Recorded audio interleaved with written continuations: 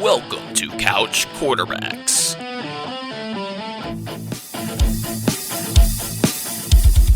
What is going on, everybody, and welcome to the Couch Quarterbacks podcast. I'm Andrew Rochfort. With me, as always, is Ben Steinberg. Ben, we got our Week 7 recap show today, breaking down all the games from Sunday. Lots of bye weeks, so lots of teams off, less games to cover this upcoming week. By-Mageddon, as it was called, also National Tight End Day, as we were... Oh, it was National Tight Ends Day. As we were very reminded by every single broadcast that we watched. But just a great overall weekend in sports, guys. Braves win, the Falcons win. Both of my fantasy teams that I care about won, so I'm just enjoying... A good sports week for you. Yeah, I'm just riding a high wave. I mean, the Hawks did lose on Sunday. I mean, what is the second game of the season? On Saturday, but yeah, I mean, it's... You're not going to win them. You're not going to go 82-0. And we're also not a basketball podcast, but basketball has been exciting, at least during the week, when football's been missing. I was going to say, I mean, we're now into the World Series for baseball. We're halfway through the football season, so we need something to entertain us, Stein. So it's nice to have basketball season back around, so we'll get back into the swing of things with that. But back to what we'll actually talk about today, the Week 7 recap, breaking down all the games from Sunday. We got the Monday night game going on in the background right now while we're filming. Yep. But Stein, without further ado, let's hop into the Sunday games, start in the 1 o'clock window with the team you just talked about, the Atlanta Falcons, moving to 500 on the season, 3-3, beating the Miami Dolphins 30-28. Miami Dolphins fall to 1-6 on the season. Game-winning field goal for Younghoe Koo. Yeah, another game-winning field goal. I think that makes 2 on the season for Koo. Just looked really, really good down that last drive. Everything seemed to be popping. The Dolphins gave the Falcons way too much clock at the end. Mm-hmm. And there was even thoughts the Falcons would maybe score at the end. Like the Dolphins, we thought the Dolphins might have let them score. Mm-hmm. But no, they held the ball and really got that kick up. And in like the final seconds, just, timeout with 3 seconds left, take the kick. Yeah, that's what the 40th game-winning drive for Matt Ryan in his career. That's third among active quarterbacks right now, Stein, behind Big Ben and then, of course, Tom Brady. So just another game-winning drive for Matt Ryan leading this team down the field. Surprised to hear Big Ben is on that list, but I mean, I guess Brady with all the years, and at least when Big Ben was actually successful as a quarterback during his prime. But the Falcons almost squandered this game in typical Falcons fashion. They were up 27-14 in this ball game, and then a costly Matt Ryan fumble actually led the Dolphins to get the score to go ahead 28-27. But like you said, too much time on the clock for Ryan, drove the guys down the field, get the game-winning field goal. Yeah, Ryan played pretty well, 25 of 40 for 336, like that with 2 touchdowns. What stood out, though, was that fumble. Mm-hmm. Also an interception, but it was not his fault. Not his fault, where the ball kind of got ripped away from Calvin Ridley. Almost more of a Calvin Ridley fumble into the hands of Xavier Howard, but a fumble interception nonetheless, as it counted. Kyle Pitts, trend of the day, 2 straight great weeks. Well, we were going to talk about National Tight Ends Day, and 7 for 163, no touchdowns, but still, those are those numbers. And, I think that's the most amongst Falcons tight ends ever, receiving yards. Really? Yes. I did not know that, but yeah. In a game, at least, yeah. Yeah, it was just like chunk play after chunk play for Kyle Pitts. I think when they broke down... a few one-handed catches, it seemed like, too. That one down the sideline at the end of the first half was definitely the highlight of his day, but that when they showed, like, his breakdown of catches and how many yards it went for, like, each one was for 10-plus catches. He had multiple 20-plus yard receptions, so... Like I said, just another great week for him. He had the great week against the Jets before the bye week. And off to that now. After having the slow start to the season, it's nice to see him really come into his own these past couple weeks. Yeah, we hope he doesn't turn into another Julio, where he gets all these targets and catches, but closer to the red zone, it doesn't translate. I feel like he has a few more touchdowns before this year's up and really put him in contention for at least the NFC Rookie of the Year. I know it's only one Rookie of the Year offensively, but, not officially the NFC Rookie of the Year. Well, that's what will hopefully open things up now for Calvin Ridley, who we know has struggled for the most part of this season, missed that game before the bye week with a personal issue. He was back in this ball game, had 10 targets, but only turned that into 4 receptions for 26 yards, saved the day by getting a short touchdown in the red zone, but just once again, not a Calvin Ridley type performance that we expected from him this season. It's gonna take some time, especially after that break he had. Interesting, the break. People were saying it was more of a mental health thing for him. So hope he's in the right mental health mood. Definitely important for him to get in that right state of mind. And getting a touchdown will help, but having that interception that's all on him is not going to help. In terms of the running the ball, Falcons pretty much stuck with Cordero. Mike Davis really didn't do much. He only had 4 carries in the ball game. That had kind of been like his way of staying fantasy relevant, was at least getting 15-plus carries, but they turned to Cordero in the backfield with 14 carries, 60 yards, and got a touchdown. Yeah, Russell Gage also in his first game back was significant with a deep 49-yard touchdown. Just looked awesome on that one. Completely looked like he could be the number 2 or even 3 receiving threat now that Kyle Pitts is really coming into his own. And for the Dolphins, it wasn't a terrible day for Tua. I mean, against this Falcons defense, you don't expect a guy who's going to have a terrible day. Yeah, that's what he's definitely benefited from, having like 2 weaker defenses these past couple weeks, with playing Atlanta and then playing Jacksonville and London the week prior. He had almost 300 yards passing. He had 4 touchdown passes, but 2 more interceptions, so that's 3 interceptions. Yeah, Jalen Hawkins and Foye Oluokun both got picks, and just clean picks of Tua. So, it's not so, still blemishes in his game, but take away those 2 picks, is looking like a lot better stat line for him. Mike Gesicki was also pretty effective, as was Jalen Waddle. Both had 7 catches for easily over 80 yards for both of them, with Gesicki the only guy having the touchdown. And just random smattering of other guys got the other touchdowns. Yeah, Gesicki, after he put up the goose egg in week 1, has been arguably one of the top-tier tight ends fantasy-wise. Yeah, definitely one of Tua's better targets, I would say, now. Mm-hmm. And then with this loss, like I said, the Dolphins losing 6 in a row, 1-6 on the season. We mentioned the Deshaun rumors before this game started. Yes. The Deshaun rumors have continued. And today they've reported that the talks have heated up, whatever that means, intensified. I forgot the exact wordage, but we could see a deal before this week 8 deadline. I was going to say, definitely take those rumors with a grain of salt. I mean, we'll see as we talk about one of these other teams later that could be interested in getting Deshaun Watson, that they are apparently in the rumor mill as well. Poor Tua, you throw 4 touchdowns, you have over 250 passing yards, and now they still want to get rid of you, it seems like. Well, and then also think about it, though. You've lost to the Jaguars and the Falcons back-to-back weeks. I mean, we know the Jaguars are one of the worst teams in the league, and no offense to the Falcons. I mean, they are 500 on the season. We're not world beaters, though. though. Exactly. Definitely a bottom-tier team in the NFL. But the Falcons, like I said, able to get back up to 500 on the season, once again being able to beat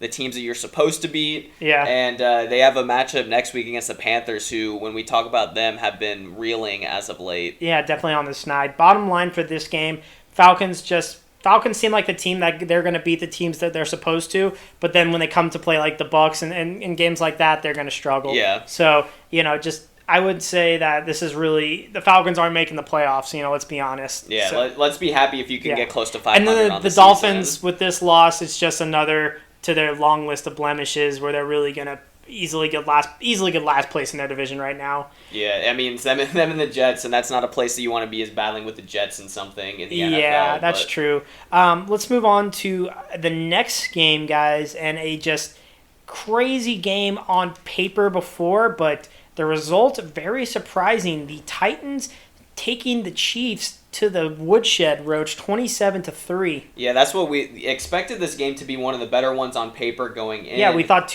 poorest defenses. We thought this game would get up there. Yeah, this was supposed to be a 47-42 Browns-Chargers kind of ball game, but we ended up getting a low-scoring 27-3 final. The Chiefs only putting up 3 points on the day, and just Pat Mahomes, that offense, and not looking good. The Titans once again get another big victory against the AFC opponent, the Bills and Chiefs, in back-to-back weeks. They actually led this game 27-0 at halftime. Stein scored in their first 5 possessions, so just dominating from the get-go. Derrick Henry had a touchdown pass in the ball game. Yeah, Ryan Tannehill had a rushing touchdown, so kind of the flipping of those two. But like I said, the Titans offense is dominating the Chiefs' defense, and the Chiefs' offense couldn't do the same against the bad Titans' defense. Yeah, we'll get into the specific stats in a second. Let's talk about Patrick Mahomes' struggles. 20 of 35, 206 yards.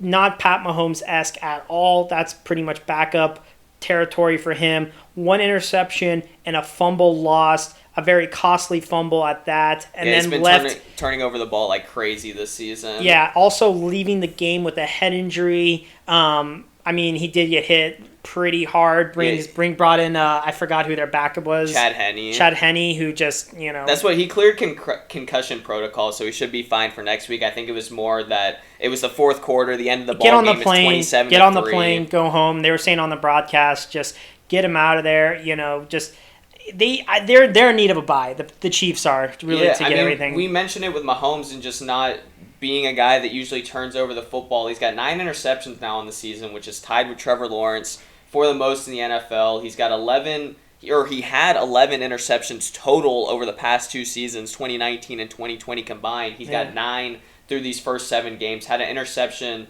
in the past 6 games, so just racking up stats that you don't want to rack up. And believe me, this could be 9, and he can maybe throw 2 more for the rest of the season. Oh, he definitely has the ability to just like flip that switch and just go back to like the MVP Mahomes that we've seen before. You know, maybe that this kind of adversity is needed for the Chiefs really to face to highlight their blemishes. I mean, you can't even blame it on injuries either. Clyde Edwards-Helaire really doesn't add a whole lot to this team that they're missing. Yeah, I mean, they still have Kelsey. They still had Tyreek Hill. Like, both of them have been dealing with minor injuries, but they've been out there for every single game. Yeah. The defense has been worse than normal, but still, like, the offense of late has not been performing. I mean, Pat Mahomes was their leading rusher in the ball game, 6 carries for 35 yards, so that's definitely a reason for concern, but every single week it's like, all right, the Chiefs are going to turn around.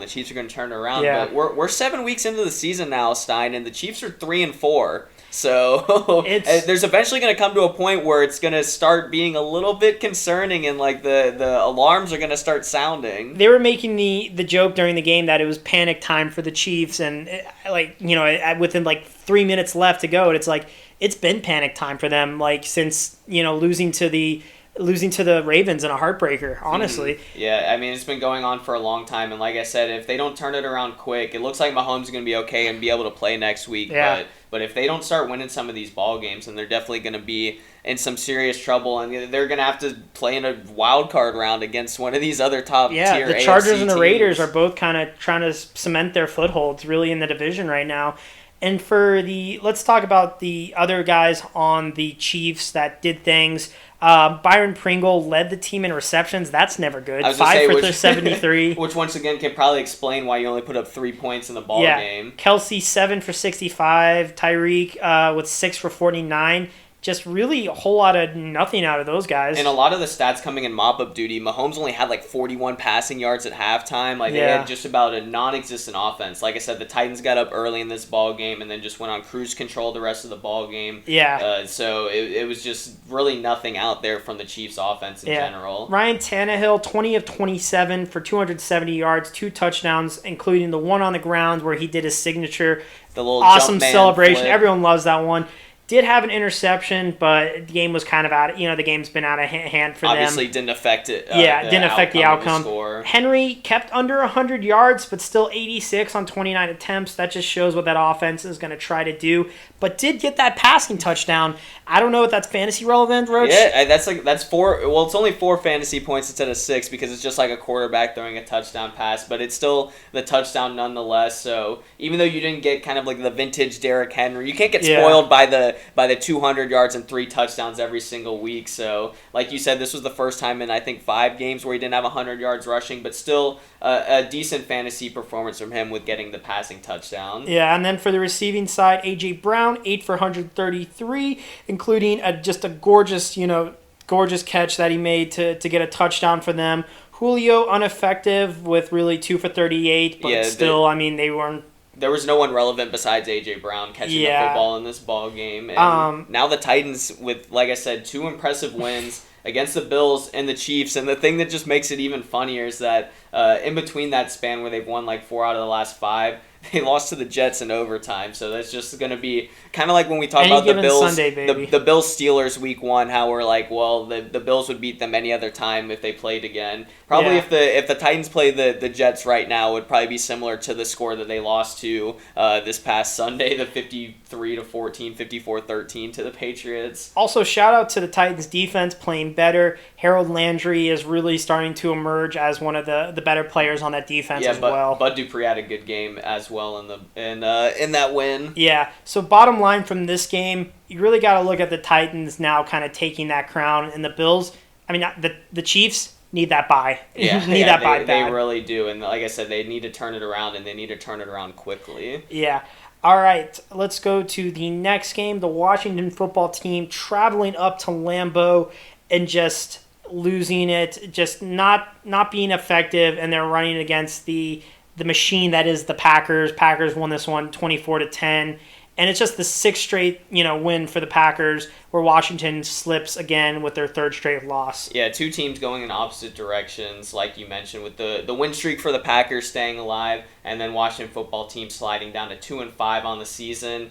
Aaron Rodgers once again great in this ballgame. He's been great every game during their win streak, 27-35, 274 yards and 3 touchdowns with no turnovers. The Packers' rushing attack really didn't do much. Of course, we know how good Washington football team's front 7 is, even though they've maybe underperformed a little bit this year. They really focused in on passing the football, and that's where they did all their damage today. Just 15 carries for 57 yards, averaging under 4 yards a carry for the rushing attack. Aaron Jones didn't do a whole lot. A.J. Dillon lost a fumble in the ball game, but it didn't really end up mattering with the final score because you had 3 receivers, 2 receivers, 1 tight end. Devontae Adams, 6 for 76 and a touchdown. Robert Tonyan, 4 for 63 and a touchdown, and Allen Lazard, 5 for 60 and a touchdown. So very productive days from those 3 the ball guys. Around. Yeah, exactly.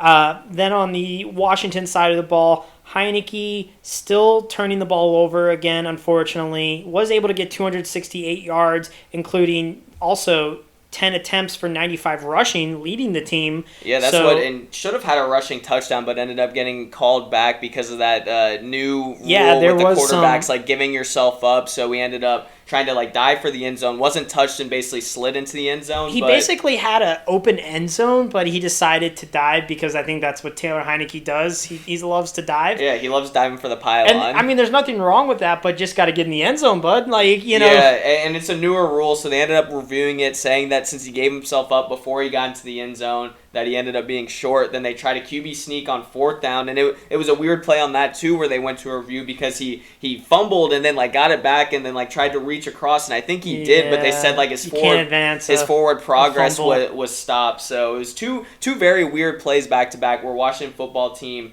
ended up missing out on getting a touchdown, which is something significant, Stein. I found this stat. So the Washington football team, they had 0 touchdowns and 4 red zone trips in this ballgame, only got 3 points in the 4 trips.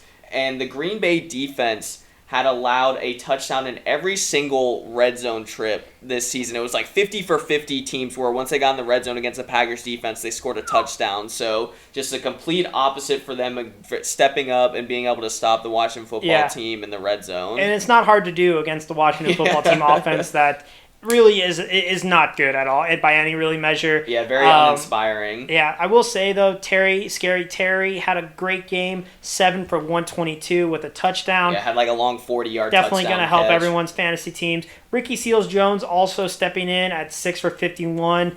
Kind of just playing nice backup tight end duty really there. Yeah, he's been their second pass catching option because their wide receiver 2s between Curtis Samuel, Diami Brown, all of them have been hurt.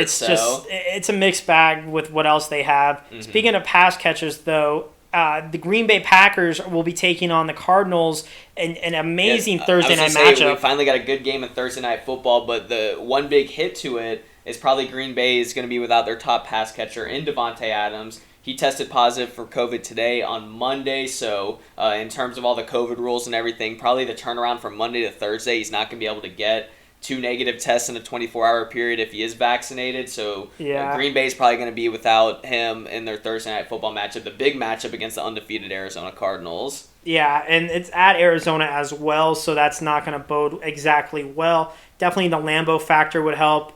but it's just going to be a hard struggle. So maybe guys like Lazard and Randall Cobb will be some nice pickups that people will be available. Yeah, Aaron Rodgers definitely going to need to find some other pass catchers, going to need some other guys to step up, especially this rushing game that, I mean, they didn't do much in the ball game, but Green Bay's still fortunate to come away with the victory. Yeah.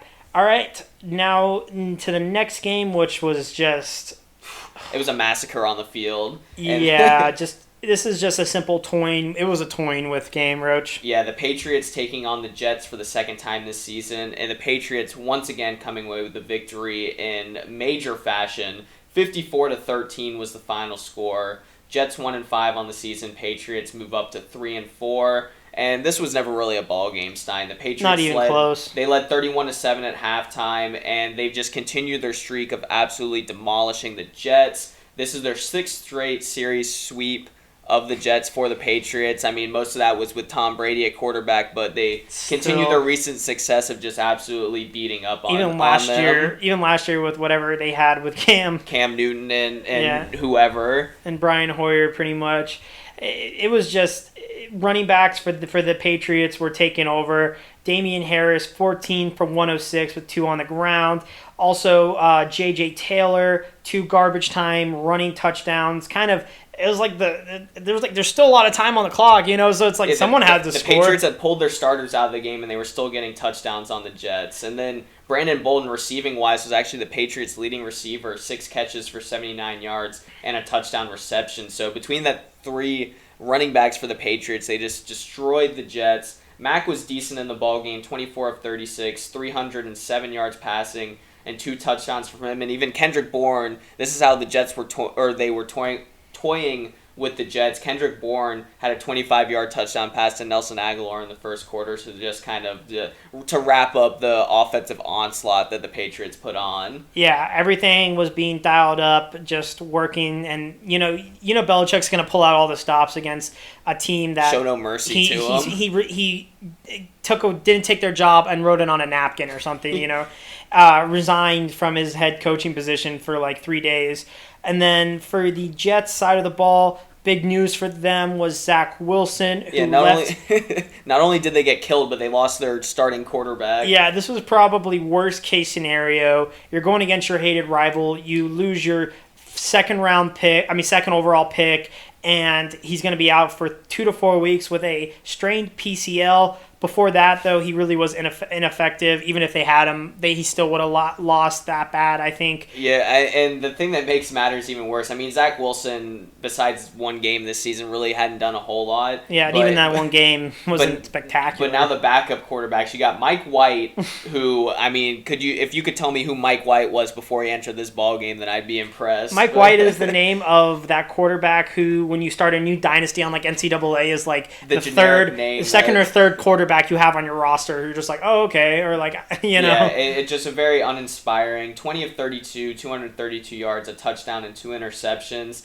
And then they got announced earlier today, Stein, that they get back Joe Flacco. He was with the Eagles. They traded like a 6th-round pick for him. So, what a waste of a 6th-round pick. Who do you want as your starting quarterback, Joe Flacco or Mike White? I mean, somebody has a ring. Yeah, I mean, that's true, but that's also, we're getting close to about a decade since Flacco got that ring, so yeah. I don't know who Jets fans would rather have at starting quarterback, but I'm just glad I'm not a Jets fan, so I don't have to deal with that. There was musings of Cam Newton potentially going, but I feel like he's going to be a guy that gets mentioned with any sort of starting quarterback. I think that would have been a better fit than Joe Flacco. I guess they're bringing back Flacco because he's experienced. When he was with the Jets last year, 2 years ago, something like that, so... Yeah, and, oh, God, this is... You thought you think this is going to inspire their offense? Yeah, and you thought it could get any worse for the Jets, but like I said, losing their number 2 overall pick, having to choose between one of those 2 guys to start at quarterback, but... Yeah, running backs, as when a guy comes in,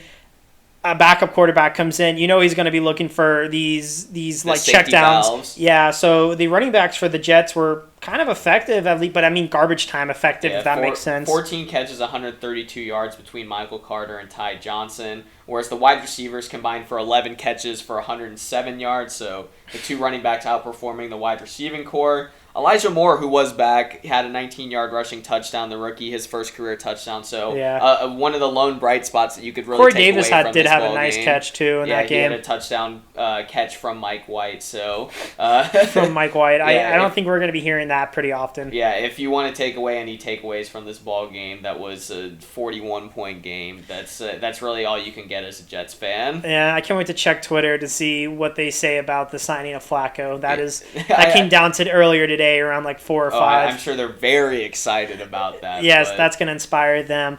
All right, guys, next game we have on the docket was a little bit what we thought would have been a grudge match, at least a little bit, with the lowly Panthers taking on the lowly Giants. We thought that both of them would at least keep it close, but the Giants just take it easy. Yeah, if there was going to be a blowout in this ball game, then I would have thought it would have been the Panthers, but it was the Giants winning 25-3. They get their second win of the season, move up to 2-5.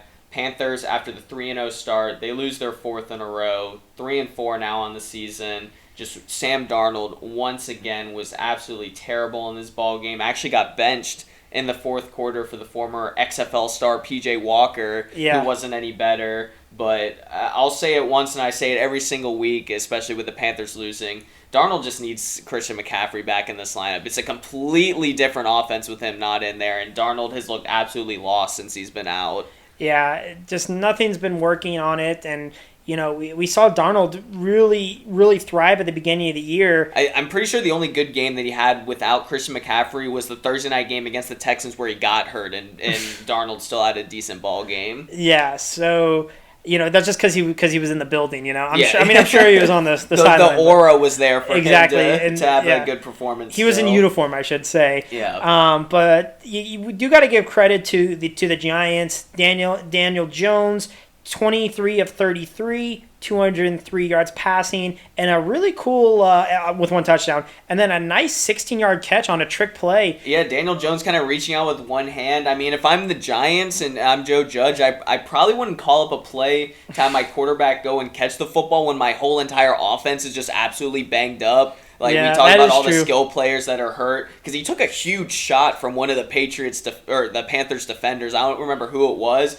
but he ended up making the one-handed catch, caught the football, took the lick, and like I said, it was an impressive day for Daniel Jones, especially having that catch. But like I said, if I'm the offensive play caller, I don't know if I dial that up when you've got Sterling Shepard, Saquon, Kenny Galladay, and whoever else all out in this ball game. Yeah, just you got to be careful. But if he's a viable receiving option, that could maybe mix it up a little bit. Hey, we talk about how good of a runner he is. Maybe he'll add the wide receiver to his resume. Yeah. Darius Slayton led the team in receiving, 5 for 63, but just wasn't still uninspired performance. Running the ball too, Booker had a long rush towards the end, but really... Yeah, I think his line finished 14 carries, 51 yards, and a touchdown, so without that decent rushing touchdown, it would have been unimpressive. A bad stat line for him. Yeah. So there really wasn't much in this game for the Giants. They just played a worse offense than the Panthers. Gano had 3 field goals, so that was... really one of the bigger... This game was 5-3 for the longest time. Everyone thought that would have been a hilarious final score for this game, and it would have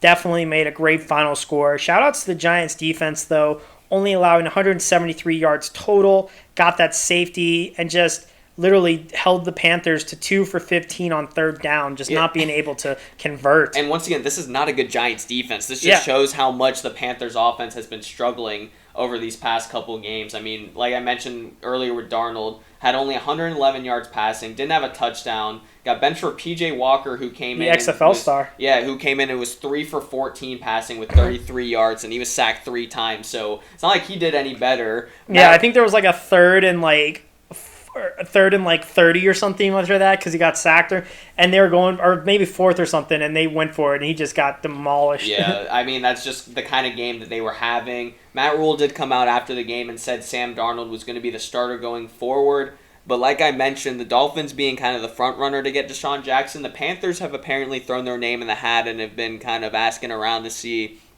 what it would take to get Deshaun Watson, because obviously they don't have their long-term solution at quarterback. Yeah, look, we both like Darnold, and we hope that he has some success with the Panthers, but long-term, he's just not going to be the guy overall. So we could definitely see something being moved for Deshaun. I mean, like I said, I just think you saw how good he was at the beginning of the season when he had Christian McCaffrey. I think once he gets back, they can at least have some sort of semblance of a better offense than they've been putting out. They had 174 yards total in this ball game, so I think once he comes back, they're not going to be world beaters. I don't think any of us thought that the Panthers were going to be like challenging the Bucs for the division. We've been saying that, but at least could get back to kind of like that wild card potential type when they get him back in the lineup, which will hopefully be in the next couple weeks. Yep. Bottom line from this game, just the Panthers are just going the wrong direction. I don't think the Giants, for getting this win, are good. Yeah, definitely not. But let's move into the next ball game, and another one that was supposed to be good on paper, but ended up being a blowout and in the other direction, and that's the Cincinnati Bengals beating up on the Baltimore Ravens 41-17. They're now tied for first place in the AFC North. The Bengals obviously having the tiebreaker with beating the Ravens, both teams at 5-2. And the Bengals really showed up in the second half, outscoring the Ravens 28-7. That's when they really pulled away late in this ball game. Got a couple rushing touchdowns from the running backs, that long touchdown from Jamar Chase, and a great offensive performance from Joe Burrow and company. Yeah, I mean, this is a completely different Bengals team from last year with a healthy Joe Burrow just looking great, 23 of 38, 416 passing yards, which I don't know what the average on that is, but that's got to be a great average with 23 completions and 416 yards. And that might be a career high for passing yards for Burrow. Yeah, in his young career, which is awesome to say. 3 touchdowns, did have an interception for the blemish, but still did what needed to get done. Running the ball was a nice combination of Joe Mixon and Samaje Perine, 23 of 111. Both had a touchdown running the ball, and then just receiving-wise, this guy is just been a stud all year. Stein, did he fool all of us in the preseason? I think this is the most smoke we've seen in a while from somebody. Yeah, Jamar Chase, all the struggles going into the preseason, everyone's sliding on him in fantasy, him being drafted close to double-digit rounds because everyone was worried that he couldn't see the stripes on the football. Yeah. And all he's done during the regular season is just absolutely balled out, and this game was definitely the best one he's had in his very young career. 8 catches, 201 yards, and that 82-yard touchdown. He's got 754 receiving yards in his first 7 games of his career. That is the most by anyone in the AFL-NFL merger era. Yeah, that includes names like Julio Jones, Randy Moss, etc. And even Justin Jefferson from a couple years ago, his LSU buddy. Yeah, so just continues to dazzle. Still has that one, deep touchdown a game, it seems, that 82-yard touchdown. This one wasn't even like a long bomb. Yeah, it was literally just a catch and run. It was a slant route where the defender grabbed him and pretty much spun him around, and then the 2 guys that were standing around him just didn't do anything and just watched him spin out of the tackle and then off to the races. It's amazing. This team, Bengals team, almost lost to the Jags. Yeah. Had to kick a field goal to beat the Jags. Yeah, well, once again, it brings up how some of these teams, like the close ball games that they could have against some opponents, and then just a team like the Ravens, who has had so many cardiac victories this season and comebacks against tough opponents, and like I said, they just took it to them and ran away with it late. Yeah, and C.J. Uzomah on National Tight End Day, 3 of 91 with 2 touchdowns. Yeah, pretty much a requirement for tight ends to have big games today. Yeah, T. Higgins was a great number 2, 7 of 62 on 15 targets, though, needs to get that up. Yeah, he's had a lot of targets since he came back from that shoulder injury, 28 in 3 ball games, but hasn't really converted in terms of the receptions and has really kind of gotten overshadowed by Jamar Chase and his success. Yeah, but really T. Higgins has become a number 2, whereas Tyler Boyd really is kind of fallen off a little bit on this starting to disappear, depth chart. Especially when you bring in the running backs with Mixon and Perine. Uzomah, if he ends up having good games like he did today, there's just so many mouths to feed in this offense. This is kind of like a poor man's Arizona Cardinals offense where you pretty much like just about every guy, every skill position guy fantasy-wise in this lineup, and there's just so many mouths to feed, so it's hard when you're a guy like Tyler Boyd, who's third among the wide receivers, then that you bring in the running backs, the tight ends. There's way too many guys for him to consistently put up numbers. Yeah, and then for the Ravens side of the ball, Lamar was not great throwing the ball with a 15 of 31, 257 yards, a single passing touchdown. this would be like good Lamar like last year, a couple of years ago. But considering the 300-yard passing games that he's had this past season, and the better, the more completions that he's had, he was again effective on the ground with leading his team 12 carries for 88 yards. That's nothing out of the ordinary. Yeah, typical Lamar there. Hollywood Brown 5 for 80, with a touchdown. Also, got to mention Rashad Bateman, also looking pretty good. I don't know his exact numbers, but he had a few catches. He had 3 catches for 80 yards, so once again, operating as that wide receiver 2 with Sammy Watkins out. Developing nicely as that wide receiver 2. But the running backs for the Ravens were just garbage, absolute garbage. No Latavius Murray, so they kind of went with a committee approach between Devontae Freeman, Le'Veon Bell, and Tyson Williams. Those 3 guys combined for 11 carries for 29 yards, and Freeman saved his fantasy performance, thankfully, in my lineup with getting a rushing touchdown in the ball game. But all 3 guys definitely didn't equal the production on the ground that Lamar Jackson had. We mentioned in years past all these great Ravens rushing attacks, but when you're missing your top 2 or 3 running backs on your team, then you're definitely going to struggle running the football, and especially when you are down for the majority of this ball game, then you're going to be passing the ball a lot more. So there goes that streak of they had gotten it back up to 1 straight game of having a 100-yard rusher, and now was it 100 yards rushing as a team or 100 yards for a single player as a team? Oh well, they had 100 yards rushing then. They did. So but I was gonna say, I thought it was as a player. My bad. But bottom line from this game, Bengals are our team of the week. Y'all definitely jumping on the Bengals bandwagon, me and Roachar, because we both like Joe. Well, you'll see them as our thumbnail team of the week as well. And I still don't think the Ravens are a bad team. I just think they just maybe caught the Bengals at a really hot time. Yeah, I mean, we mentioned how they've just been like battle tested with all these like big victories. It can eventually just take the wear and tear on you, and you start to lose focus against some teams. So you're gonna have a bad week every once in a while. Give the Ravens a Jags team to get back right. And they'll be back. This could definitely be another, because they'll play each other again. Mm-hmm. This could be a third time, a potential wild card or something for these guys. All right, now that was a short 1 o'clock window. Yeah, only 6 games in the 1 o'clock window, so we'll hop into the 4 o'clock window now. The 4 o'clock games, the first one we'll talk about is an AFC-NFC crossover matchup. Yeah, on paper, this was supposed to be the closest matchup. Yeah, but it ended up being, a close final score, but really not a close ball game at all. Yeah, this was the second closest game. That's the Las Vegas Raiders beating the Philadelphia Eagles 33-22. Raiders 5-2, 2-0 under Rich Bisaccia. Eagles fall to 2-5, and like I said, the final score really doesn't tell the tale of the actual game. The Raiders led 30-7 at the end of the third quarter. Yeah, I mean, all the Eagles' points were definitely garbage time. I said it was a close game, but really the Raiders were in control the entire game. And you got to give credit to Bisaccia inspiring his guys to just keep playing well and even getting sole possession of first place in the AFC West now. And then also have the benefit of playing a lowly Eagles team. Yeah, and Andrew at home in that gorgeous stadium. But let's talk about the stats. Great game for Derek Carr, 31 of 34. That is 3 incompletions on the day. Yeah, 91.1% completion percentage. That's the second best in NFL history with at least 30 pass attempts. Of course, number 1 is Mr. Short Pass and Pass Completion, Drew Brees. Having a 96% completion percentage a couple Probably years against back. The Falcons or something. But 323 yards, which is great, but then the touchdowns, interceptions, 2 touchdowns and only one, and an interception.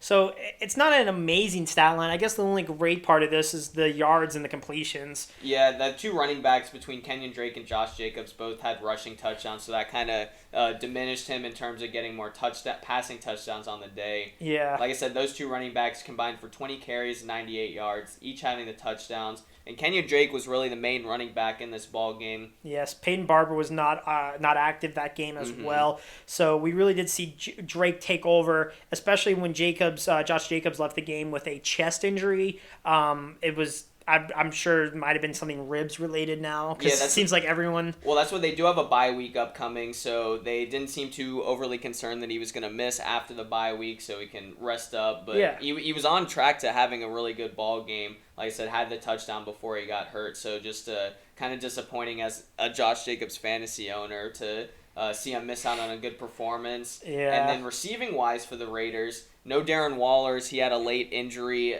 in the week, ended up not playing in this ball game. His backup tight end, Foster Moreau, led the team receiving-wise, 6 catches for 60 yards and a touchdown, so filling in nicely for Darren Waller in this ball game, and really became a favorite target for Derek Carr. Yeah, Foster Moreau looked pretty good. Zay Jones had a nice deep catch at one point. Yeah, Hunter Renfrow stayed his Mr. Consistent in this ball game. Brian Edwards had a touchdown catch. So. Yeah, so just nice spreading the ball around for Carr, who again is still producing great numbers. It just getting overshadowed by the media's insistent coverage on the 2 other quarterbacks in his division. Mm-hmm. For the Eagles, just an uninspiring day all around. Jalen Hurts, 18 of 34, 236, 2 touchdowns with a fumble lost on the ground.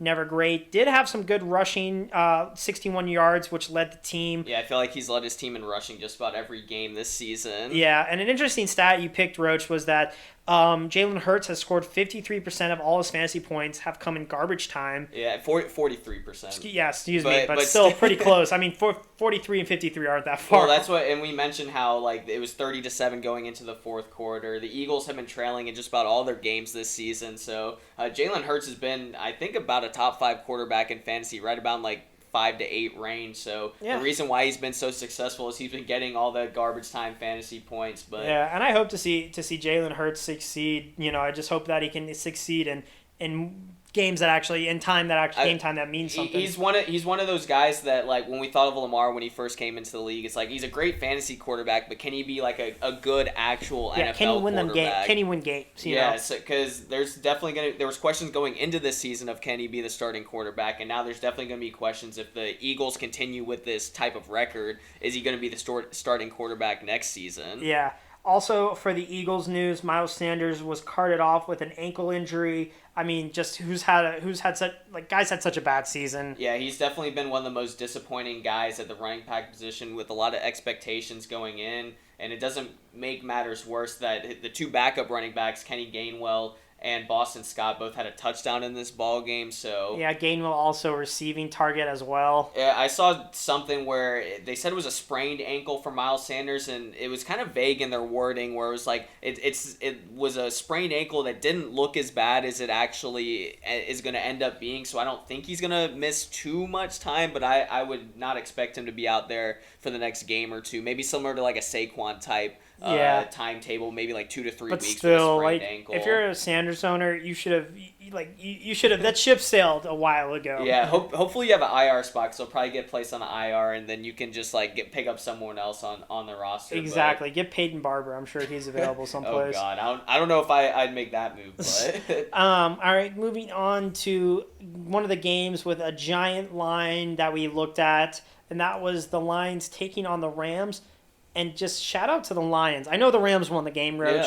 Yeah, but just shout out to the Lions staying in this the entire way. Yeah, pretty much the story for the Lions all season of just kind of being in ball games but not being able to actually get the W at the very end of the ball game. Detroit actually led this game 19-17 after the third quarter, Stein. So they were once again in this ball game. Of course, it had to be 19-17. They've lost 2 games with that final score on game-winning field goals. But ended up getting the loss on the day. They were pulling out all the tricks, Stein. I mean, the double revenge game, Matt Stafford, Jared Goff. Dan Campbell was pulling out all the stops on special teams. He pulled off 2 successful fake punts, 1 throwing the ball and then 1 rushing, and then also had an onside kick recovery earlier in the ball game that led to a field goal. I think they were up 10-0 early in this ball game. Yeah, it was starting to look like a little bit of panic mode for the Rams at some point. I mean, you're heavily favored at home, and you're getting kind of beaten by these trick plays. We saw McVay look just really upset with his team on getting tricked by some of these, and DeAndre Swift also leading off with a great catch and run, broke a few tackles. I think it was a 63-yard touchdown catch to start out the ball game. Yeah, so just looked really good, but I mean, when it's all said and done, though, the Rams offense was able to do and just capitalize against this Lions defense. I was going to say, yeah, so the Rams offense is good. The Lions defense is not, and that pretty much ended up prevailing as Stafford went 28 of 41, 334 yards, had 3 touchdowns. Cooper Kupp, I mean, this is a normal day at the office for him. 10 catches, 156 yards, and 2 more touchdowns. I found this stat, Stein. Kupp is the first player in the Super Bowl era with 800 receiving yards and 9 touchdowns in the team's first 7 games. Wow. It seems like he's put up 10 targets in every single ball game. Over 100 yards almost. Yeah, and then he's had multiple touchdowns in like 4 different games this season, so he's just been an absolute beast for this Rams offense. Had the amazing connection with Matthew Stafford. That value you probably could have got Jamar and Cooper Kupp for probably. Oh, God. I'm sure there's got to be fantasy teams out there with guys that got Kupp and Jamar. And they probably have good running backs too, because those guys were probably taken like 3rd or 4th round. You know? One of my biggest regrets looking back on like my fantasy drafts is I know I drafted Julio Jones over Cooper Kupp in a fantasy league. Oof. But I mean, besides Stafford and Kupp, Robert Woods was pretty decent. He had like 6 catches for 70 yards. Yeah, Higbee pretty good too. Darrell Henderson was very disappointing. We thought he was going to feast on the Lions defense, but because this was a close ball game, they didn't end up getting to run the ball as much. He only had 15 carries for 45 yards, so not what you expected as a fantasy performance from him. On the Lions side, Jared Goff, just similar numbers to what he's been putting up all season. 22 of 36, 268 yards, a touchdown, and 2 interceptions late in the ball game. Khalif Raymond was his number 1 receiver, which, once again, is not a good sign, kind of like the Byron Pringle with the Chiefs. He had 6 catches for 115 yards. And then Amon-Ra St. Brown, who we thought was going to be their number 1 target with Quintez Cephas going down. 0 targets in the ball game. I mean, he was shadowed by Jalen Ramsey for the majority of the ball game, which is not a matchup you want as a rookie. No, Ramsey also picked up an interception in this game as well. Mm-hmm. One of those golf interceptions. But Amon-Ra, I started him in a league because I was like, I thought there might have been a little potential there, but really nothing going. But the Lions' run game is something that nothing to scoff at with DeAndre Swift and Jamal Williams. 25 of 105 yards total. DeAndre Swift specifically 8 of 96 with a touchdown receiving, and that includes the 63-yard reception to start out the game, really, in the first drive. It once again shows that pretty much the only part of the Lions' offense worth owning in fantasy, besides T.J. Hawkinson, who had a decent game as well, is really just the running backs, because Jared Goff does not really have much downfield presence throwing the football, so he's pretty much dinking and dunking to his running backs and to the tight end, just short passes. So those are the guys that are really valuable to this offense. Yep. All right. Moving on. So to the next game, which...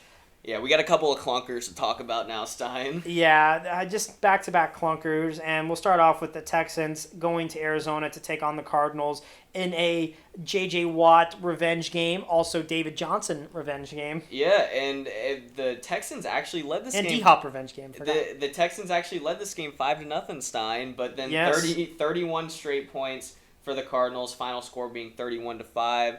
Cardinals staying undefeated at 7-0. Texans have lost 6 in a row, dropping to 1-6 after winning their opening matchup.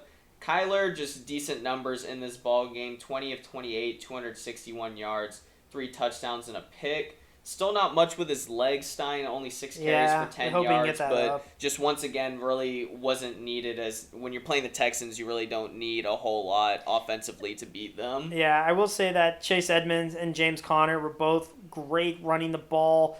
25 with 145 yards and a touchdown, giving that to James Conner. He gets a touchdown every single week, Stein, and it pisses me off because I own Kyler Murray in fantasy. He's just stealing touchdowns he's just siphoning. From Edmonds. Yeah, I don't even care if they're Kyler rushing touchdowns. I just want him to at least get a passing touchdown, but I swear James Conner's got like 8 rushing touchdowns this season. Yeah, Zach Ertz in his first game as a Cardinal, 3 catches for 66 yards and a touchdown. So great to see him kind of start his Cardinals career that way. That's what he had. He had like a long 47-yard touchdown where he just like caught it over the middle of the field and then just hit the sideline, and whatever safety or corner guy in the secondary there for the Texans still couldn't beat out the guy in his 30s as a tight end. Yeah, with multiple injuries. For the Texans, you're going against a very, very underrated but great Cardinals defense. Not able to get anything going. Davis Mills, 23 of 32, 135. Nothing, no scores for him with a fumble lost. Not a single Texan, including Brandon Cooks, our boy, had more than 28 yards catching. Yeah, Nico Collins, 2 catches for 28 yards. David Johnson had 27 receiving yards. Brandon Cooks only had 5 catches for 21 yards, so just an offense that they have not scored a touchdown in 3 of their last 4 ball games. One bright spot, kind of like the Jets, is trying to find a bright spot for this team. Yeah. Tyrod Taylor with the hamstring injury, he hasn't played since week 2, is supposed to practice this week, and David Culley has mentioned that he's the starter when he's healthy, so hopefully they'll at least have their starting quarterback back next week and get the rookie out of there who definitely needs some more seasoning. And they hope that they can also, definitely get rid of Deshaun to at least get some draft capital, because their draft capital still sucks right now. Yeah, Bill O'Brien, you can definitely thank him for that, but got to set up for the future, so hopefully they can find a way to move Deshaun, since it doesn't look like he wants to play for the Texans or will be playing for the Texans this season. Exactly. All right, from one ass-kicking to another, and this one I would just say... And you thought it could get worse? Yeah, I mean, this one might have been... Between the Patriots and the Jets one, I think this one might be up there. I think this was worse. You think this was worse, just in terms of the offense? Yeah, I mean, the Bucs and the Bears. The Bucs end up winning this ball game 38-3. An absolute massacre. The Bucs were up 21-0 after 35-3 at halftime. The Bears' offense is just absolutely awful. We knew the Bucs had the great defensive front going in, like the best rush defense, but all the injuries to the secondary, they were the worst in terms of passing yards. And Justin Fields just was absolutely lost all day. Still only had 184 passing yards. Yeah, I mean, 8's a big number to look at, but still what really sticks out for Fields is the 5 turnovers. Yeah. 3 picks, 2 fumbles lost, and just literally was getting demolished, sacked 4 times.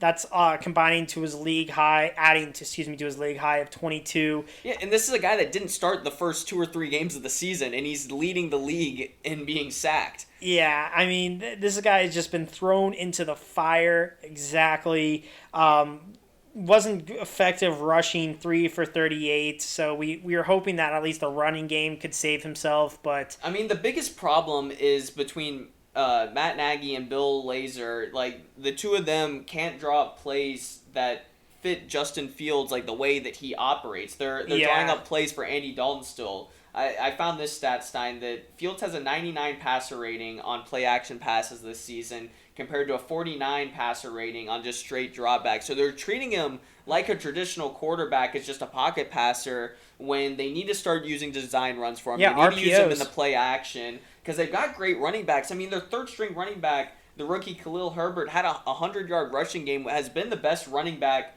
against the Bucs defense this season. 18 carries for 100 yards. Had 5 receptions for 33 yards as well in this ball game. So even without David Montgomery, they've got a running game. So they need to start using that play action because their running game has been successful, and that should hopefully lead to more success in the passing game. This is just another feather in the firing cap of Nagy and Lazor, pretty much. For these guys are going to be gone because Fields is definitely the future for this offense.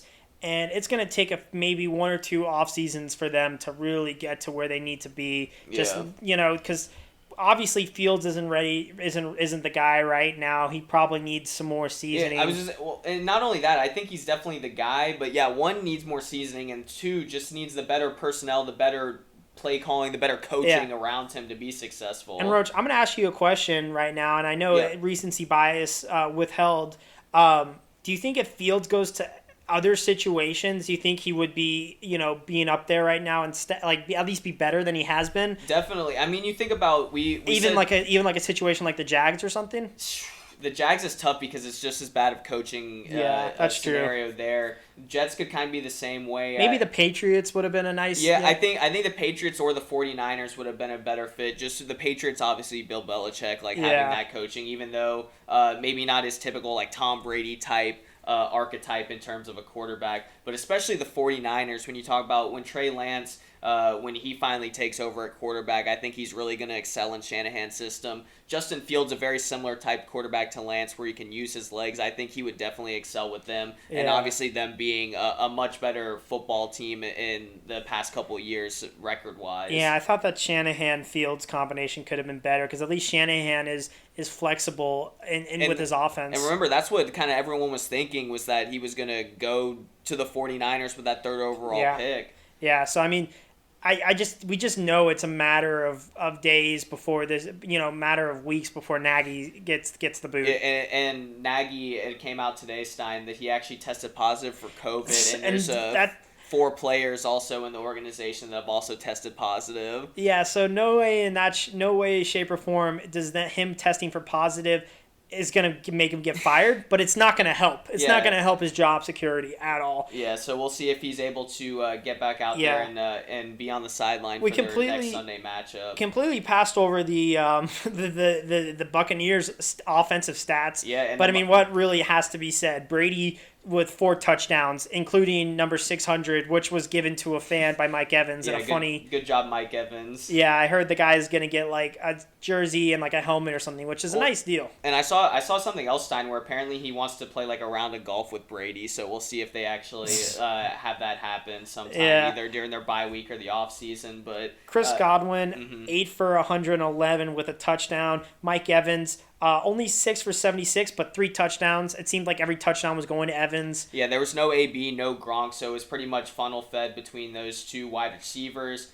The running backs were great in this ballgame as well. Fournette and Rojo combined for 25 carries, 144 yards, and a touchdown for Fournette in the ballgame. Yeah. They actually got to the point where they were using Blaine Gabbert and Keyshawn Vaughn because they were up by that much. So it's just one of those kind of weeks where we saw a lot of backup quarterbacks and a lot of backups getting some touches where they usually wouldn't. Yeah. Bottom line, the Bears being 3-4 is the most fake. They need to be 1-6 right now or something. Definitely the worst 3-4 team on the season. But yeah, let's hop into the last game that we'll talk about from Sunday, and that's the Sunday night football game. Just a soggy, wet, heavy rain, messy football game. They were showing beforehand what the field conditions were going to be, what it was going to look like, and dude, when they went to those high camera angles in the stadium, we're actually seeing some of them now on the TV. It's kind of funny how it's being brought up now, but you just see the downpour of rain on the screen. And it makes sense in soggy Santa Clara, the Pacific Northwest just gets,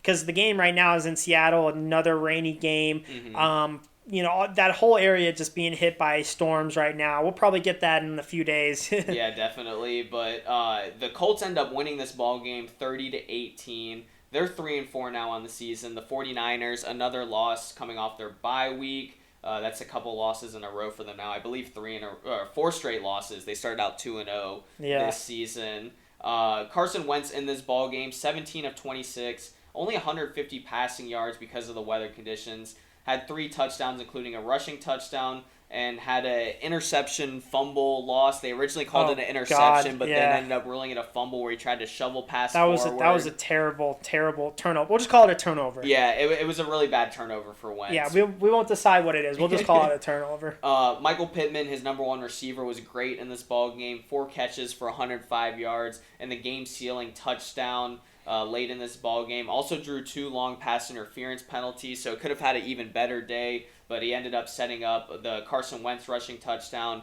and also the Jonathan Taylor rushing touchdown as he went 18 carries, 107 yards with that touchdown in the ball game. Did have a fumble, but the ball was wet on the first carry. It was the first play of the ball game that he fumbled that just kind of sets the tone. Which Stein, I have Jonathan Taylor in a fantasy league. The other guy had finished with all of his players. I was up by 2, and so with the fumble, he gets the -2 points. I was like, there's no need to sit Jonathan Taylor in this ball game. Maybe if it was a kicker or a defense or something like that. But I was like, Jonathan Taylor will be fine. So I got that split second of being worried that I was like, oh no, he's gonna get injured and end up he's gonna get benched or something and getting out of this ball game. But luckily enough, they stuck with him, had a 100-yard rushing game, so it was all for naught. He continues to heat up and do what he's been doing lately. So good to see Jonathan Taylor, as you and I both own him in leagues.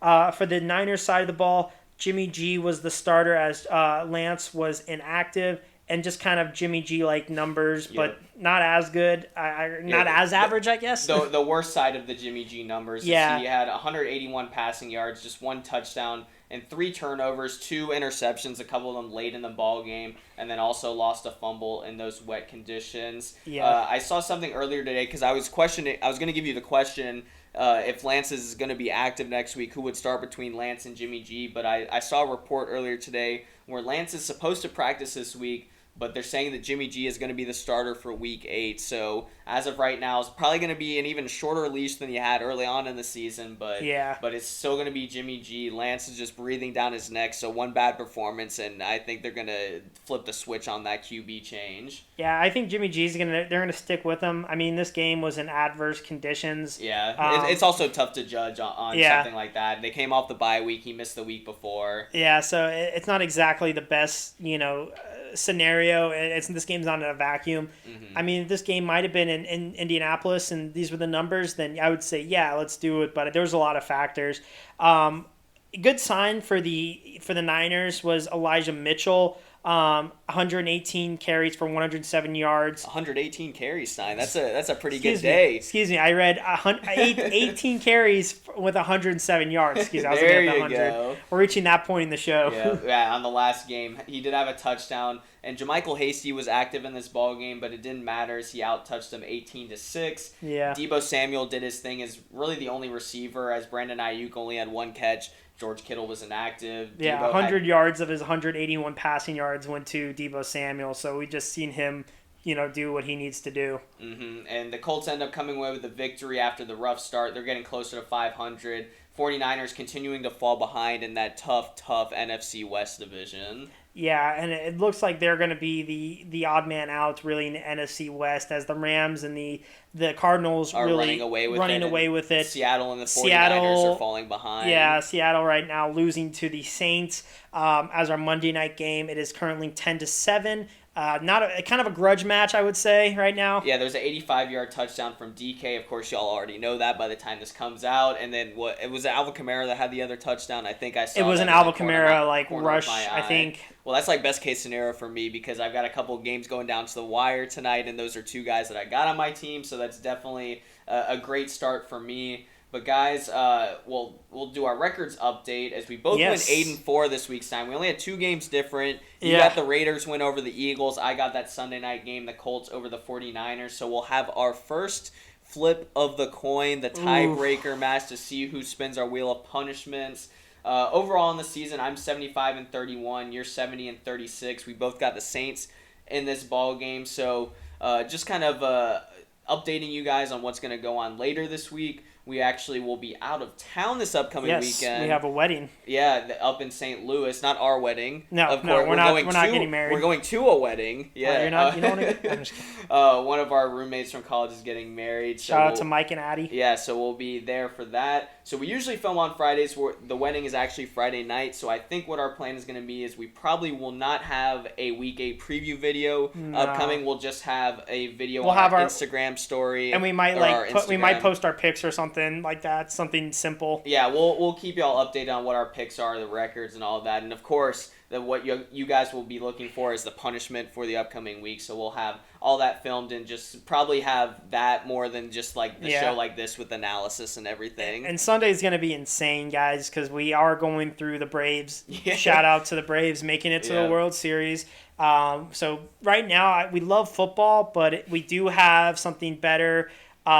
I know, what can be better than football? Hey, we got some busy stuff going on between traveling, the Braves playing. And the Hawks are playing right now. I'm actually flipping it over the channel to see what the Hawks score is, hopefully. Let's fingers crossed. But yeah, so we got, and it's a commercial, but we got all that stuff going on. So I'll wrap up so we can finish up watching the game. But anyways, guys, be sure to like this video, subscribe to the YouTube channel. Hopefully you guys enjoyed this Week 7 recap. Be sure to follow us on Instagram at The Couch Quarterbacks, like I said, for everything that'll be going on this upcoming week. For Andrew Rochford, Ben Steinberg, we will see you guys on the flip side. Deuces.